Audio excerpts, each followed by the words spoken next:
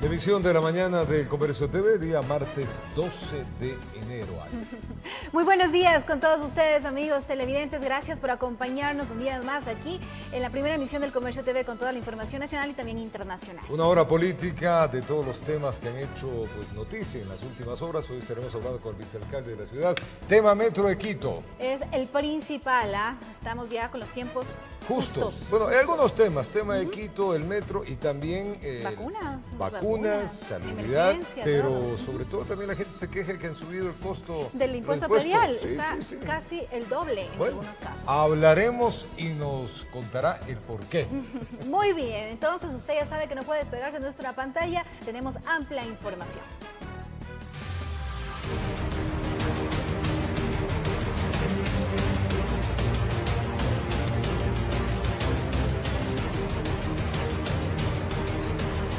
Decisión Electoral 2021. 4 consejeros del Consejo Nacional Electoral queman los últimos cartuchos y presentarán la apelación a su destitución dispuesto por Ángel Torres, juez electoral del Tribunal Contencioso Electoral, por incurrir en una falta electoral muy grave. Ese es el último recurso legal que les queda. Al parecer, a 4 funcionarios del Consejo Nacional Electoral CNE se les acorta el camino legal para impedir ser destituidos de sus cargos. No nos llama la atención con la agilidad y rapidez que el señor Ángel Torres responde a nuestros requerimientos, ¿no? El día sábado presentamos nuestra solicitud de ampliación y aclaración y el día domingo ya respondió obviamente negativamente. El consejero José Cabrera se resiste a creer que se podría tratar de la crónica de una muerte anunciada.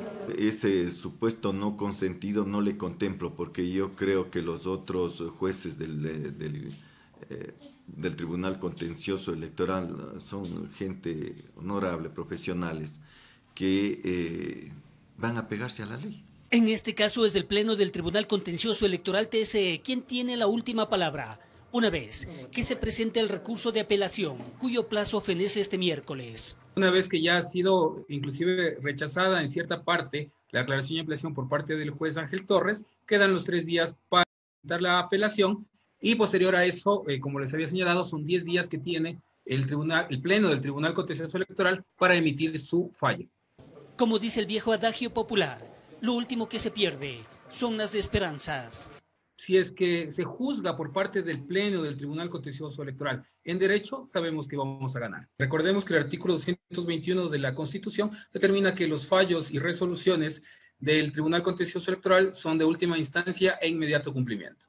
Con ese cálculo, hasta el 23 de enero se podría conocer si la presidenta del CNE, Diana Tamaín, el vicepresidente Enrique Pita y los consejeros José Cabrera y Luis Verde Soto son o no removidos de sus cargos definitivamente, informó Héctor Romero.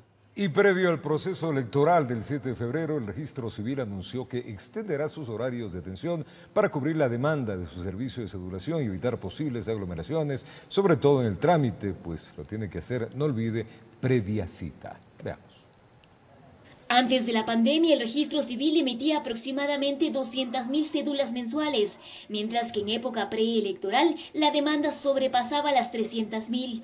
En este marco y con el fin de evitar aglomeraciones y respetar el aforo permitido por el COE nacional, la institución anunció la ampliación de sus horarios de atención para obtener este documento, requisito indispensable para el sufragio el próximo 7 de febrero. Que se cumplirá con la jornada ampliada los sábados 30 de enero y 6 de febrero de 6 de la mañana a 8 de la noche y el domingo 7 de febrero, día de las elecciones, de 6 de la mañana a 3 de la tarde. Esto mientras que de lunes a viernes el horario de atención se mantiene de 8 de la mañana a 17 horas. Se priorizará la atención a los ciudadanos que soliciten su cédula por pérdida o robo y a quienes la requieran por primera vez. La atención es previa cita, agendando a través de la página web www.registrocivil.gov.es. El turno es gratuito y personal. Los ciudadanos de grupos prioritarios no requieren cita y pueden acercarse directamente a las agencias del registro civil. El costo de la cédula por primera vez es de $5, por renovación $15 y para personas con discapacidad igual o mayor al 30%, es gratuito. Rodrigo Avilés, titular de la institución, hizo un llamado a la ciudadanía para que únicamente renueven su documento de identidad quienes realmente lo requieran, puesto que en febrero se tiene previsto que el presidente Lenín Moreno presente la emisión de una nueva cédula con mayores seguridades y más beneficios. Antes del 10 de febrero van a obtener la cédula que actualmente se la imprime. A partir del 10 de febrero va a ser la nueva cédula. Finalmente recordó que según el decreto ejecutivo 1206, las personas que tienen su cédula caducada desde el 16 de marzo del 2020 o cuyo plazo esté por vencer hasta el 31 de mayo del 2021 podrán sufragar con el mismo documento, además de realizar trámites en instituciones públicas o privadas. En Quito informó Adriana Rojas. Y los presidenciables intensifican su campaña de cara a las elecciones de este 7 de febrero. Recorren diferentes puntos del país llevando sus propuestas de trabajo. El candidato a la presidencia por la lista 1, Andrés Arauz, recorrió Lago Agrio en la provincia de Sucumbíos. También estuvo en la provincia de Orellana y participó de un conversatorio resaltando la necesidad de mejorar el sistema de educación. La educación será el pilar de nuestro gobierno, la gran transformación que impulsamos para todo nuestro país y los distintos territorios de la patria. En Manta, Yacu Pérez del movimiento Pachacutic Lista 18 en bicicleta recorrió algunos sectores de Manta y compartió con comerciantes para socializar su plan de gobierno. Esa pesca artesanal, para ellos hay que apoyar, no ponerle tantas restricciones. Los pescadores artesanales constituyen la fuerza laboral de nuestro país. Juan Fernando Velasco, presidenciable del movimiento Construye, visitó varios cantones de la provincia de Manabí para conocer de cerca las necesidades de las comunidades. El candidato de la Alianza Creo Partido Social Cristiano, Guillermo Lazo, firmó un acuerdo con dirigentes barriales del sur de Quito. Habló sobre su proyecto político como la generación de plazas de trabajo a través de la inversión. Y aquella carretera de Quito, Tandapi, Santo Domingo, Quevedo, luego a Babahoyo, luego a Guayaquil y de Guayaquil a Machala, hay una gran cantidad de kilómetros. Cuando comencemos esa carretera, desde el primer día, maquinistas, padres de familia, tendrán un trabajo. Herreros, padres de familia, van a tener un trabajo. Carpinteros van a tener un trabajo. Giovanni Andrade, aspirante a la presidencia por Unión Ecuatoriana Lista 19, escuchó propuestas de sus candidatos a asambleístas que hablaron de la necesidad de una consulta popular. Para el cambio de la Constitución, no total, no una constituyente, pero las reformas en los diferentes sectores. Por su parte, César Montúfar de la Alianza Honestidad Listas 1751, a través del perifoneo en bicicleta, dio a conocer sus propuestas de campaña a los moradores de varios sectores de la capital. Informó Roselena Vázquez.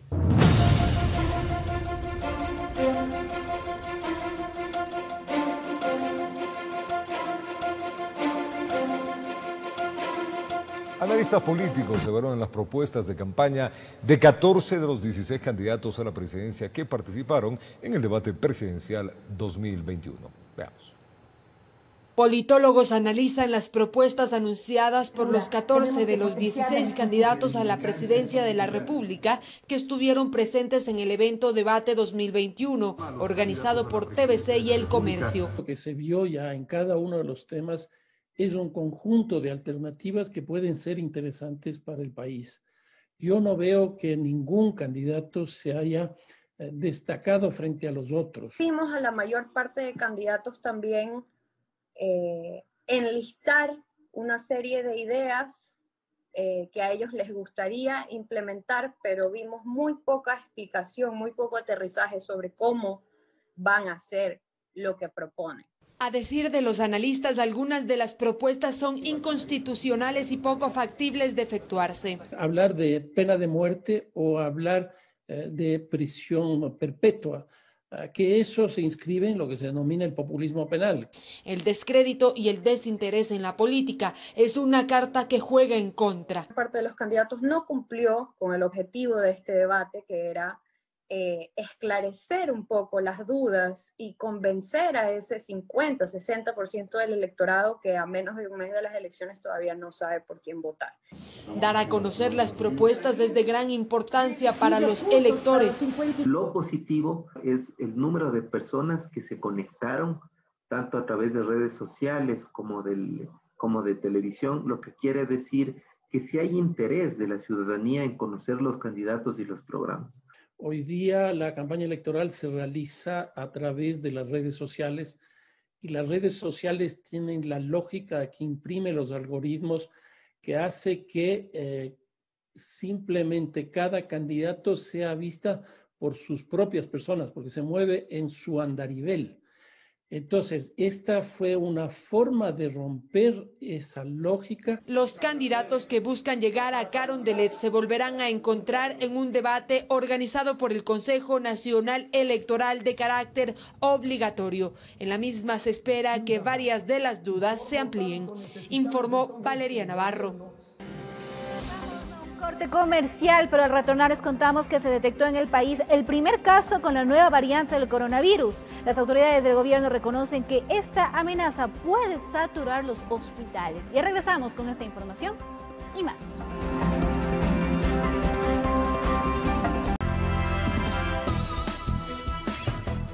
Gracias por acompañarnos aquí en El Comercio TV. Les contamos que se detectó en el país el primer caso de la nueva variante de coronavirus. Las autoridades del gobierno reconocen que esta amenaza puede saturar los hospitales. Esto ocurre cuando en Ecuador hay más de 221,000 casos positivos de COVID-19. Lo que todo el Ecuador temía finalmente sucedió. El paciente sospechoso de estar afectado o contagiado con la nueva variante del virus que se detectó en el Reino Unido, ha dado positivo a esta variante en las pruebas realizadas por el INSPI. Se trata de un hombre que llegó el pasado 12 de diciembre al país desde Reino Unido con una prueba PCR negativa y que hizo una escala en Madrid. Autoridades señalaron que se levantó un cerco epidemiológico a 14 personas que habrían estado en contacto directo con el paciente, quien actualmente se encuentra en la provincia de Los Ríos. Pese a que esta variante de COVID-19 es de mayor transmisibilidad, el ministro de Salud, Juan Carlos Ceballos, indica que no presenta mayor letalidad. No es más letal ni causa mayor problema de enfermedad. Obviamente, si es que se transmite más rápidamente, el problema es que vamos a tener muchos más casos. Y muchos más casos, algunos de ellos, un porcentaje, aunque sea pequeño, va a necesitar más camas de hospitalización. A pesar de la amenaza que representa esta nueva variante, el gobierno enfatiza que las medidas de restricción deberán ser tomadas por cada COE cantonal y descarta un nuevo confinamiento. Volver a las medidas del mes de marzo en este momento es imposible porque la Corte Constitucional ha dictaminado que el gobierno no tiene ninguna posibilidad de volver a un estado de excepción. Este lunes se registran 221.506 casos positivos de coronavirus. Pichincha sigue siendo la provincia con más contagios, con 77.847, seguida de Guayas con 28.753 casos. El ministro de Salud además informó que la situación en Manabí es crítica, pues la capacidad hospitalaria está llegando al límite. No tenemos una respuesta una respuesta de corresponsabilidad como la que hemos requerido y las camas están al límite. Lo que sucede en Manabí también ocurre en los hospitales de la red de salud pública a escala nacional, donde las camas habilitadas para cuidados intensivos están al 84% de su capacidad, informó Álvaro Terán. Y es que lo conocido, amigos, sobre la nueva cepa del coronavirus del Reino Unido que ahora se encuentra en Ecuador es una variante más contagiosa, pero no más letal. Los especialistas recomiendan continuar aplicando las medidas de bioseguridad. Preste atención. Una vez apareció la nueva variante del virus, su estudio científico arrojó nuevos resultados. Lo que se conoce hasta hoy es que tiene un 70% más de contagiosidad, es decir, que se transmite más rápido. Los estudios muestran que tiene mucha más capacidad de entrar a las células, se acopla mucho mejor a los receptores de las células humanas y lo que indica también es que produce mucha más carga viral en los primeros días. Las personas que llegan a infectarse con esta nueva cepa pues podrían tener mayor capacidad de contagiar, por ejemplo, en una fiesta, en una reunión, en la oficina. A pesar de esto, aseguran los análisis que a diferencia del SARS-CoV-2, esta mutación no es más letal. La letalidad es la probabilidad de morir dentro de todos los infectados. Esta tiene la capacidad de incrementar el número de contagios, pero no de matar más gente que la cepa de Wuhan. Esto a la larga sí lleva a una mayor mortalidad porque hay más casos y más presión sobre el sistema sanitario, aunque no es más letal. Pero así como esta modificación de la cepa, su mutación es algo normal. Así lo confirman los expertos. De ahí que para los eruditos en el campo médico es indispensable continuar con los estudios y seguimiento de la cadena del virus, pues otro cambio podría surgir en el momento menos esperado. Tenemos que fortalecer los sistemas de detección genómica del virus, que es decir, para ver qué cepa es, qué linaje es, se tiene que hacer otro examen, no es el PCR, y se tiene que implantar un sistema aleatorio para poder detectar estas cepas y no hacer que estas cepas se hagan más prevalentes. La evolución de una cepa por otra de características mejoradas sucede según los científicos por algunas razones. Entre esas, el virus permanece mucho tiempo en el cuerpo humano, tratamientos ineficaces que lo vuelven más resistente, por no colocarse la dosis de vacuna correspondiente, así como por tardarse en la colocación de la vacuna, informó Javier Rosero. Y tras confirmarse el primer caso de la variante británica del COVID-19 en el Ecuador, el COE Nacional emitió nuevas normas para viajeros, tanto por vía aérea, terrestre y marítima, mismas que entrarán en vigencia desde este 13 de enero. Pese a esto, autoridades no planean cerrar los aeropuertos. Que la nueva variante de COVID-19 esté en Ecuador ya es un hecho, lo que ha puesto en alerta a las autoridades y se han tomado medidas para quienes ingresen al país. Entre ellas están que toda persona que ingrese a territorio ecuatoriano debe cumplir con las medidas de bioseguridad establecidas, como el uso de mascarilla, lavado de manos, distanciamiento social, entre otros. Asimismo, cualquier viajero que ingrese, ya sea por vía aérea, terrestre y marítima, deberá presentar de manera obligatoria una prueba PCR negativa, realizada hasta 10 días antes de su arribo. Los pasajeros menores de 14 años estarán exentos de realizarse una prueba rápida de antígeno en el punto de entrada. En el caso de que un pasajero a su llegada al país presente síntomas relacionados con coronavirus independientemente del resultado de su prueba, será evaluado por el personal del Ministerio de Salud Público en el punto de entrada correspondiente y se realizará de manera obligatoria una prueba rápida de antígeno. Los nuevos reglamentos exigen a todas las aerolíneas que no pueden embarcar pasajeros cuyo destino final sea Ecuador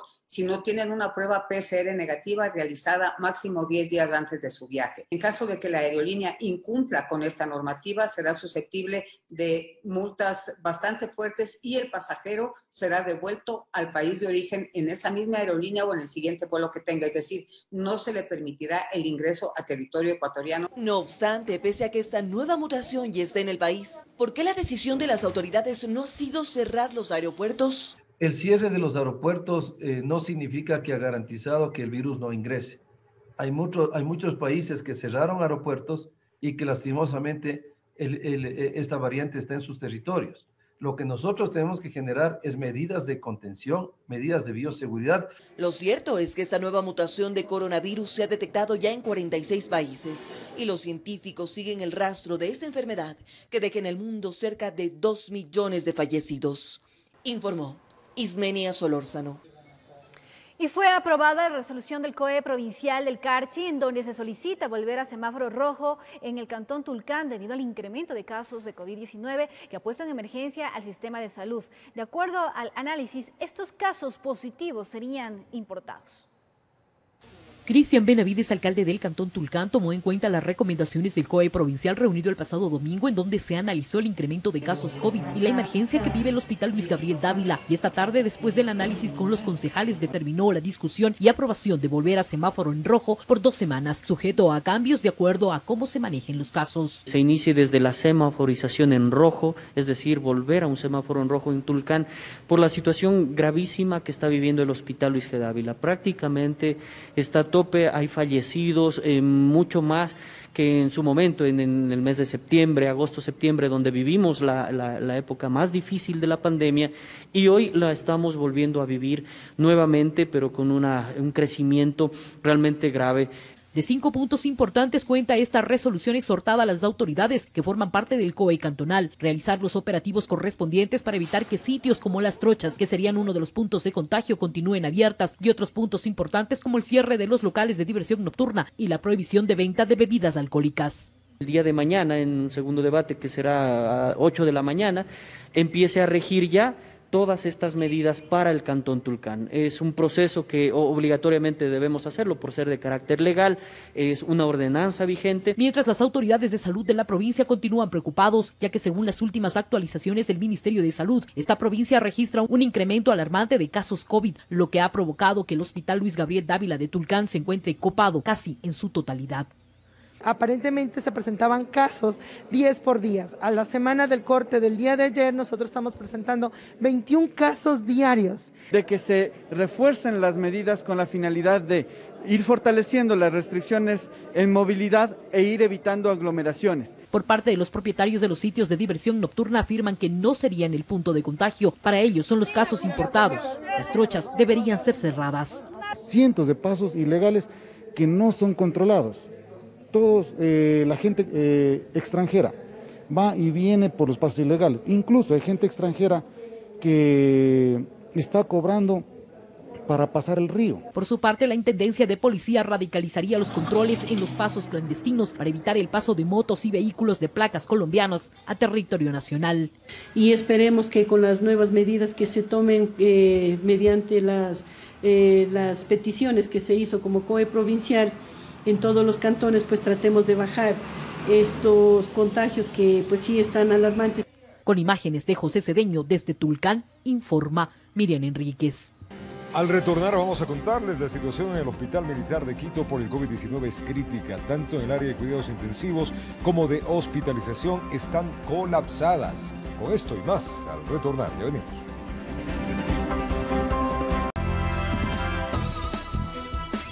Seguimos con más aquí en El Comercio TV. El modelo de gestión para la operación del Metro de Quito será una contratación de servicios. Así lo anunció el alcalde Jorge Yunda. Según el burgomaestre, el proceso de licitación iniciaría la siguiente semana. Si es que mi presencia es una incomodidad política, lo lógico es que se dé un paso al costado para poder evitar que las decisiones políticas se tomen de manera adecuada. Esta fue la declaración de un gerente del Metro de Quito para justificar su renuncia al cargo. Según el funcionario, varios integrantes del Consejo Metropolitano no estarían de acuerdo con el mecanismo técnico, jurídico y financiero elaborado por la empresa pública que preside para fijar el mecanismo de modelo de gestión del metro. La decisión, si bien es cierto, pasa por el directorio de Metro, pero la decisión se vuelve ya un poco más política. Edison Llanes señaló que los estudios realizados por los organismos multilaterales, quienes financiaron la obra, coinciden en que el mecanismo viable para iniciar las operaciones del metro es una alianza estratégica. No es un tema de mover los trenes.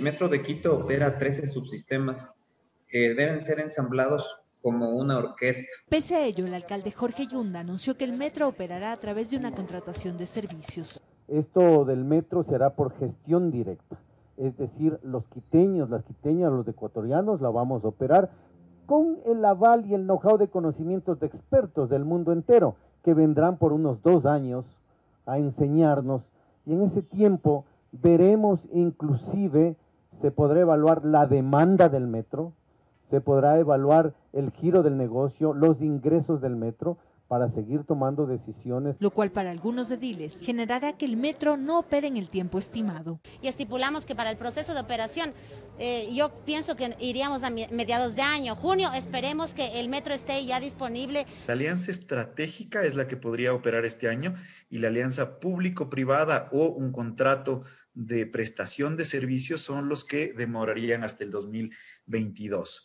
El burgomaestre enfatizó que existen estudios que respaldan su decisión y que la próxima semana se convocaría a la licitación. Tenemos documentos y consultorías hechas que justamente orientan y dan a conocer que la contratación de servicios sería la manera más idónea en cuanto a la legislación ecuatoriana. En tanto, este martes el directorio del metro se reunirá para elegir a un nuevo gerente de una terna conformada por Andrea Flores, quien es la gerente de la empresa metropolitana de pasajeros, César Ruiz, actual asesor del alcalde de la capital, y Gustavo Inostroza, quien es el subgerente de la empresa metropolitana de pasajeros. Informó Sofía Vintimilla. Bueno, justamente para hablar de este tema que acabamos de ver, vamos a dar la bienvenida al vicealcalde de la ciudad de Quito, a Santiago Guarderas. El tema es de Metro de Quito. Señor vicealcalde, buenos días. Le saluda Roberto Álvarez Vandenberg, deseándole que el año sea fructífero, señor vicealcalde. Muchas gracias, Roberto. De igual manera, para usted y todos los quiteños, quiteñas y quienes habitan en el Distrito Metropolitano, esperemos que este año sea distinto, que sea un año de prosperidad y sobre todo de salud para todos los quiteños y quienes habitan en el distrito. Y que esos propósitos se multipliquen, pues, señor vicealcalde. Sin duda, el tema de hoy es el del Metro de Quito y vamos a entrar con dos parámetros. Uno, la renuncia del gerente Yanes. En la nota que acabamos de sacar, dice que la renuncia es por una injerencia política. Yo creo que hay una mala percepción por parte del gerente. Hoy en la mañana, cuando tendremos el Consejo Metropolitano, va a quedar evidenciado que el retraso en la decisión del modelo de gestión y contratación es justamente por culpa del gerente, quien desde hace 1 año y medio no ha hecho los estudios, los pasos necesarios a efecto de que el municipio tome una decisión con respecto a este tema.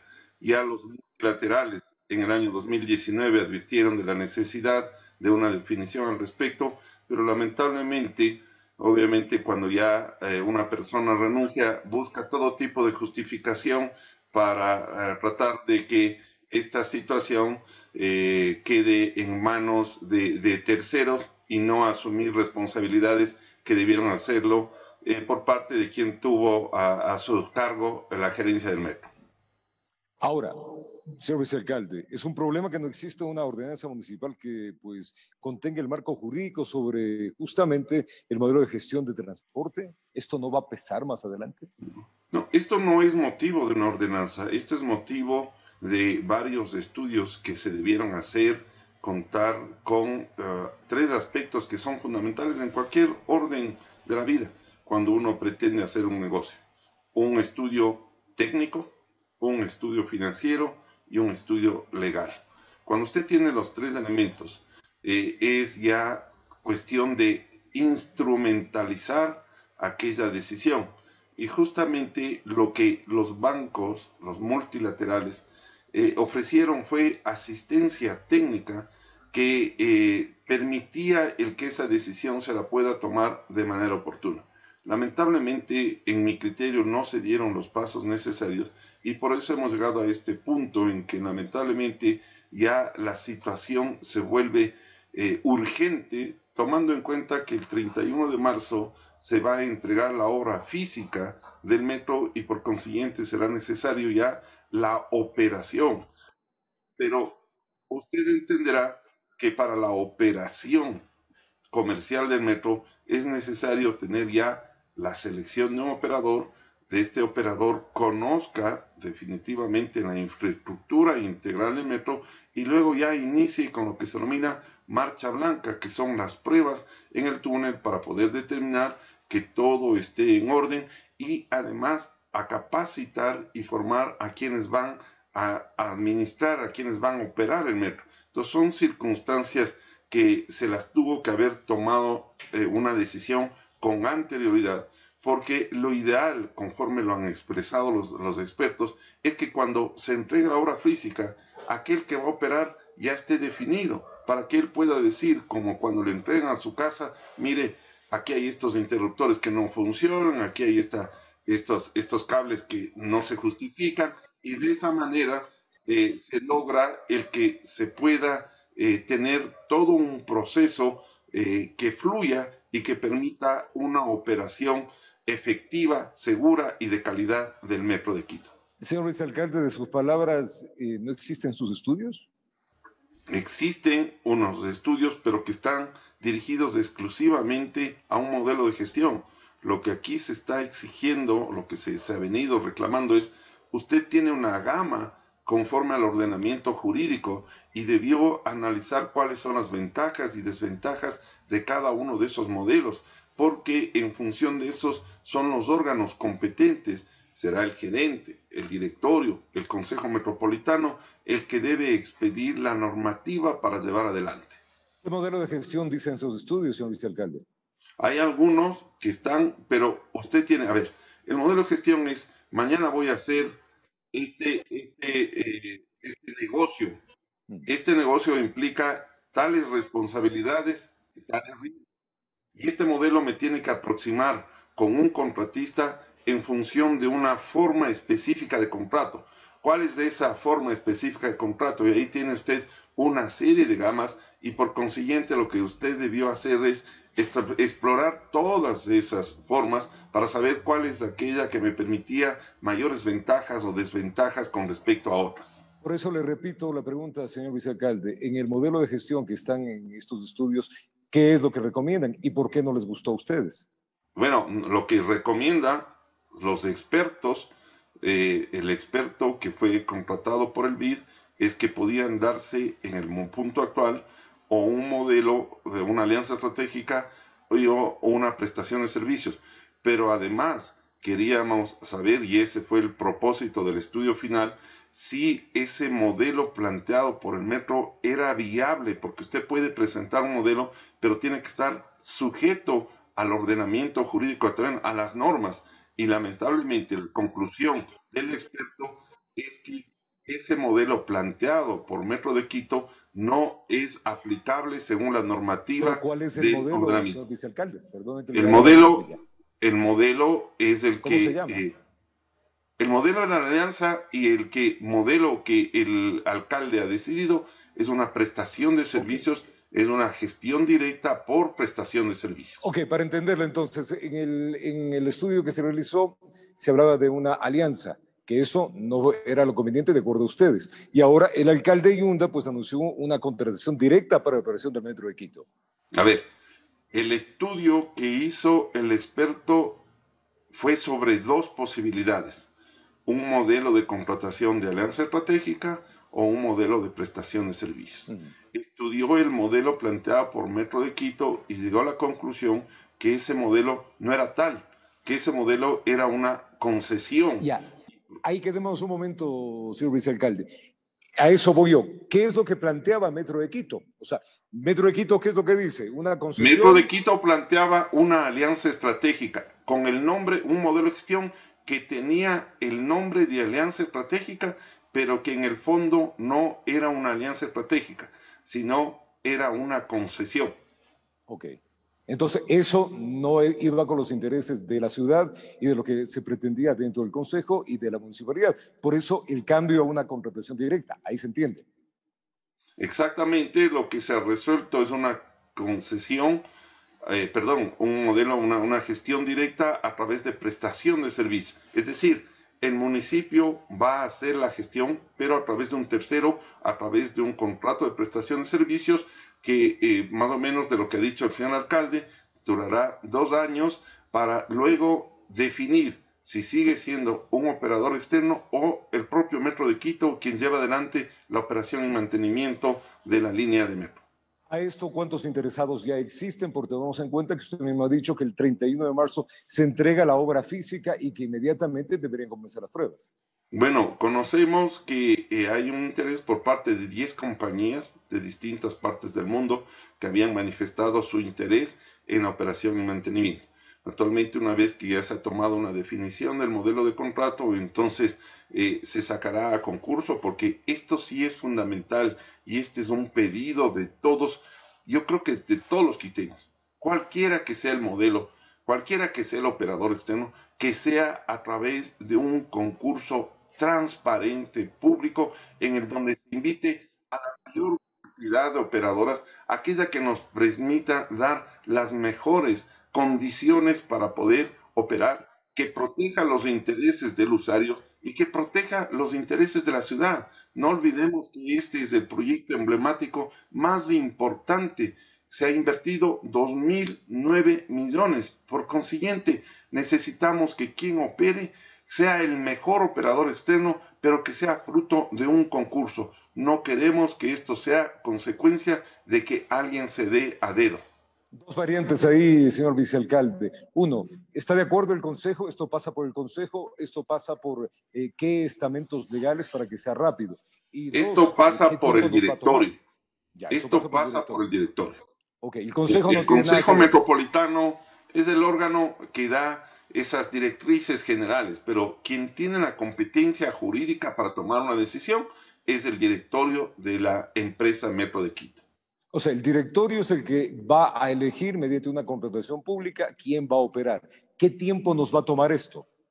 Bueno, el concurso probablemente tomará 90 días y esperemos que la operación del metro, la operación comercial para que el ciudadano ya pueda tomar el metro, se lo haga en el segundo semestre de este año 2021. Eso estamos hablando del mes de julio, o sea que, seamos claros, el metro no va a operar en los tiempos establecidos.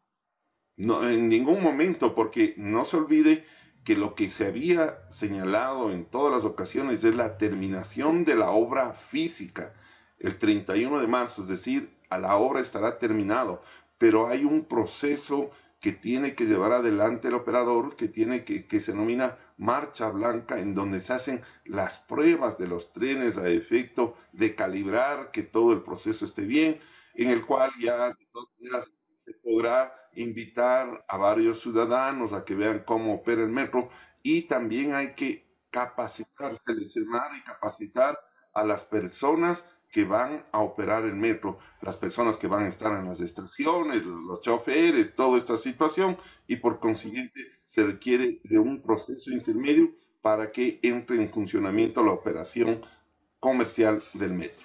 ¿Esto no es pérdida para la ciudad, señor vicealcalde? Bueno, debió planificárselo desde el año 2019. Este es un tema que también hay que reconocer, la pandemia afectó indudablemente, hubo un retraso, pero la obra debió terminada hace 2 años, es decir, no es solamente consecuencia de esta administración, es de la consecuencia de la administración pasada. Pero tiempo hubo, señor vicealcalde, o sea, hemos dejado al último cuando se entrega la obra física para ver quién opera. Es lo que usted me estaba diciendo en el ejemplo anterior. Efectivamente, por eso yo le he manifestado, que esta es una situación que el gerente del metro no planificó y que debió tomar en cuenta todo el recaudo para evitar que lleguemos a estas circunstancias. Pero ¿no cree usted que se le está echando todo el bulto al gerente, al exgerente o al gerente que está saliente, cuando también es una responsabilidad del municipio tener claras las cosas, las condiciones? Bueno, el tema es que habían procesos que se los tenía que definir y obviamente tomar en consideración, y eso se lo ha venido tomando en consideración, pero siempre hemos tenido una respuesta de que el gerente, que las cosas ya estaban bien, y solamente pensando... No se pidieron papeles, señor vicealcalde. Yo puedo pedir cosas y decir todo está bien a palabra. Sí, pero no se olvide que bajo un esquema, un modelo de gestión, cuando lo que el municipio se ha venido exigiéndole es que esa definición se lo tome en función de ventajas que debían significar para la ciudad, para los usuarios. Y eso es justamente el tema en que se derivó en la necesidad de que un tercero especialista en derecho público sea el que determine si lo propuesto por el metro estaba o no encasillado en lo que establece la normativa en el derecho público ecuatoriano. Y eso es lo que hemos tenido este resultado. Señor vicealcalde, vamos al mismo tema, yendo a eso mismo con el tiempo, la reestructuración de las rutas, buses, costos, pasajes, recaudación, firma de contrato con los operadores, ¿eso ya está listo o también estamos esperando? Mire, no se olvide que la ordenanza que se aprobó en 1 de diciembre del año pasado determinaba que debían la Secretaría de Movilidad negociar y firmar las adendas hasta 30 días posteriores a la publicación de la ordenanza. Esos 30 días se cumplen este 14 de enero justamente, en el que ya las operadoras tienen que haber firmado las adendas, y luego en los 30 días posteriores se tiene que haber implementado los parámetros de calidad a efecto de que se pueda incrementar los pasajes. Todo ese proceso está avanzando, estamos vigilando. Justamente la próxima semana ya tendremos comisión de movilidad a efecto de conocer si se ha dado o no cumplimiento respecto de esos plazos, porque como usted muy bien lo señala, es prioridad para que precisamente el metro funcione en la forma en que ha sido ideada en la tarifa integrada, el que podamos tener el número de pasajeros que nutra y que permita la operación en los términos que ha sido planificado. Es decir, estamos en tiempo dentro de la ordenanza y estamos vigilantes que aquellos plazos que fueron establecidos en la ordenanza se cumplan. Bueno, sin tener el operador internacional, todavía no podremos saber ni costos del servicio en este caso, porque todo esto es una organización en la cual finalmente hay costos, hay ganancias y hay que ver cuánto cuesta la operación de la ruta. Así es, pero se han hecho las corridas financieras a efecto de determinar un valor. No se olvide que dentro de la normativa hay una tarifa técnica que es el valor real técnico del costo, pero también una tarifa socialmente justa. Y esto es algo que es muy importante, que el Consejo ya definió que sean 45 centavos el costo del metro, pero además una tarifa integrada de 60. Esto es realmente un cambio importante, porque el ciudadano podrá trasladarse durante todo el territorio del distrito con apenas 60 centavos, porque puede usted hacer un intercambio de los subsistemas y tendrá un costo total de 60 centavos. Señor vicealcalde, se está esperando hacer esta contratación directa por 3 años, de acuerdo a lo que ha dicho el alcalde Yunda, que plantea que sea una cooperación y un traslado justamente de todo lo que el conocimiento pueda dar a esta empresa. ¿Usted cree que es negocio para una empresa internacional venir a nuestro país por 3 años? Yo creo que sí, es muy importante, es una prestación de servicios. Usted no está asumiendo sino unos riesgos, usted está operando, es un especialista, es un experto. Riesgo, solamente opera sus conocimientos. Solo opera y mire, en esos 2 años usted puede establecer cualquier otra figura, puede ser una alianza pública-privada, una APP, y puede usted mismo participar en ese proceso, es decir, es una situación que le puede convenir definitivamente, pero es necesario que ese modelo que se plantee, lo fundamental es que siempre tome en consideración una transferencia de la tecnología y una transferencia de conocimientos a efecto de que en algún momento podamos nosotros operar directamente el metro, que ese es el anhelo que tenemos todos quienes habitamos aquí en el Distrito Metropolitano. Sin duda, entonces, para ser claro, señor vicealcalde, este año no operará el metro, sino queremos pruebas. Este año operará el metro en el segundo semestre del año 2021. ¿Está definido eso? ¿Tenemos fecha para eso? No tenemos fecha porque, como le vuelvo a decir, uno tiene que partir de los procesos, pero yo no le puedo decir, será el 1 de julio, el 1 de agosto. Yo, en términos más claros, será el segundo semestre del año 2021. Señor vicealcalde, vamos a hablar del mismo tema. El trole cumplió 25 años. Hay una potenciación del trole. Se piensa también darle vida más a este que es un sistema de transporte que ha llevado más o menos 200 millones al año de quiteños. Sí, se le quiere dar un impulso bastante fuerte a la empresa. Creo que ha prestado un servicio de calidad. Hay una necesidad de una renovación de flota, pero indudablemente que esta nueva flota tiene que pensar en el medio ambiente, tienen que ser buses eléctricos, tenemos que dar un salto importante y también pasa a ser un subsistema del sistema integrado al transporte público. Si queremos un transporte público de calidad, no solamente podemos pensar en el transporte que pasa por debajo de la tierra, sino en superficie.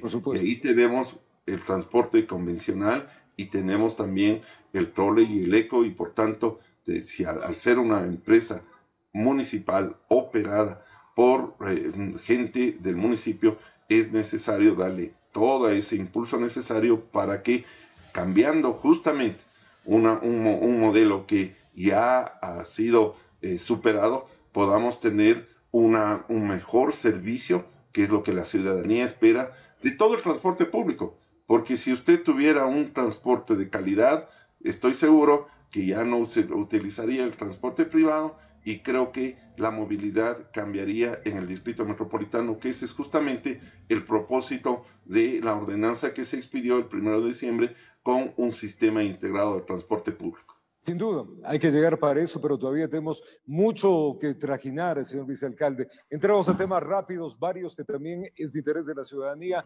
Hay quejas por parte de la gente que está pagando tempranamente el tema de los impuestos, que hay incrementos exagerados? Estamos justamente haciendo una revisión de todo ese procedimiento porque hemos encontrado que no solamente que se están cobrando las contribuciones especiales de mejoras que tienen que ver con la ruta viva, sino además con varias obras que se hicieron en las distintas administraciones zonales, y también me parece que tiene que ver con un ajuste que se hizo en el año 2019. Todo esto es materia de un análisis que lo estamos llevando adelante, lo hemos profundizado. Particularmente yo estoy de cabeza en esta situación porque indudablemente si es que se detectan que existen errores, es necesario corregirlos y corregirlos a tiempo. En ese sentido, yo en mi caso personal, he pedido que en la próxima sesión de consejo, ojalá que es esta la próxima, o máximo en la siguiente, el consejo pueda conocer un informe pormenorizado de la empresa de obras públicas a efecto de que la ciudadanía conozca con certeza cuáles son los valores que se le está cobrando, por qué se lo está cobrando y cuáles fueron los cálculos que se hicieron para llegar a esos valores. Señor vicealcalde, rápidamente, COVID-19 en la ciudad, estado, situación, ¿cómo estamos? Bueno, preocupados, la situación como se lo ha venido indicando, los hospitales están llenos, ya hospitales como el del sur, usted ha visto, se han montado nuevamente las carpas, usted está utilizando los espacios de cafetería, las unidades de cuidado intensivo están completamente llenas, hay una lista de espera que ha aumentado. Definitivamente el relajamiento que existió en las fiestas de Navidad y Año Nuevo ya están presentando las cifras. Esperemos que estos valores no se disparen y sobre todo nuevamente un llamado a la ciudadanía de que no se relaje, que el virus está presente. Mire, conocemos que ya la cepa del Reino Unido ha sido detectada en Ecuador, es una cepa contagiosa y por consiguiente debemos presentar las alertas y un cuidado mayor porque si tenemos la posibilidad de un mayor contagio, definitivamente no tendremos un sistema sanitario que responda a una mayor cantidad de gente que esté contagiado, y eso también afecta en el tema de la mortalidad y letalidad que puede en cualquier momento también dispararse. Señor vicealcalde, gracias por estar acá, por contarnos y darnos a conocer todas las inquietudes que tiene la ciudadanía. Mandarle un abrazo y que tenga una buena semana, señor vicealcalde.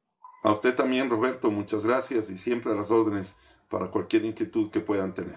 Lo propio, el vicealcalde de la ciudad, Santiago Guarderas, acá en la emisión de la mañana del Comercio TV. Hacemos una pausa, ya venimos.